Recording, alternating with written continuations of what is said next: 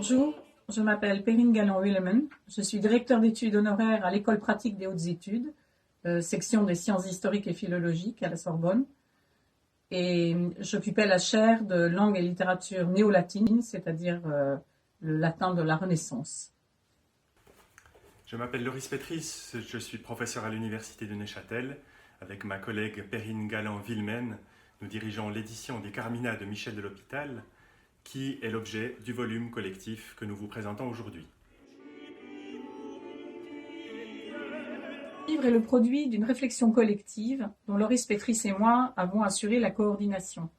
Nous travaillons déjà ensemble à éditer les 7 volumes de mémoire poétique en latin, composés par Michel de l'Hospital entre 1543 et 1573, dont 4 volumes déjà sont parus aux éditions Drault.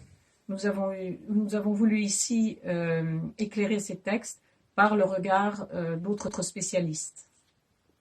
Juriste, érudit et philosophe, Michel de l'Hospital a connu une carrière brillante depuis son élection comme conseiller au Parlement de Paris jusqu'à sa nomination comme chancelier de France par le roi François II en 1560. Proche de la reine Catherine de Médicis, érasmien modéré, il a tenté toute sa vie de garder une cohésion à la société.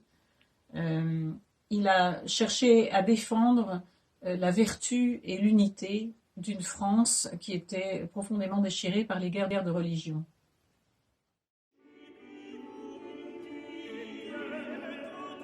Notre livre est destiné à un large public, historien, littéraire, spécialiste de la poésie française et latine du XVIe siècle, ou tout simplement lecteur intéressé par le statut d'une poésie politiquement engagée, comme d'autres siècles, le XIXe ou le XXe siècle, ont pu en connaître.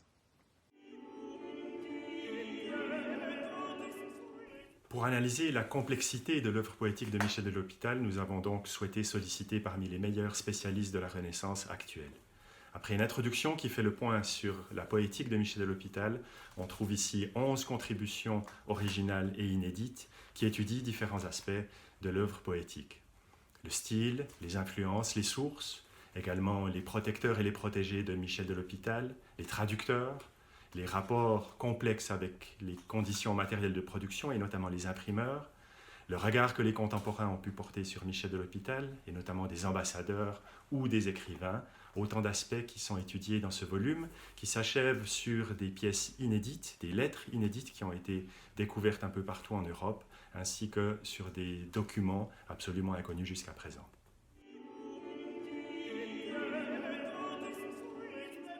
Mais si, après avoir accompli correctement ma charge, je consacre les quelques heures que l'État m'aura laissées aux études d'un honnête homme, sans paresser ni lambiner, j'écris, je lis, je réfléchis un peu ou je compose des poèmes, pourquoi me laisserais-je accuser par ces gens riches et bien distingués? Trouverait-on mieux que je traîne à ne rien faire du tout? Il s'agit d'une citation du livre 3, 14, vers 26 à 31. Voici la seule prière, la seule concession que je vous demande, Muse, que je puisse lire et prêter l'oreille à la lecture des poèmes des autres. Ce qui ne me donnera aucun travail, n'entraînera aucun retard dans l'accomplissement de mes tâches. Mon esprit lui-même reposé n'en sera que meilleur. Puis, avec plus d'énergie, délaissant ses amusements, il reprendra ses tâches sérieuses. Citation 4, 9, 21, 25.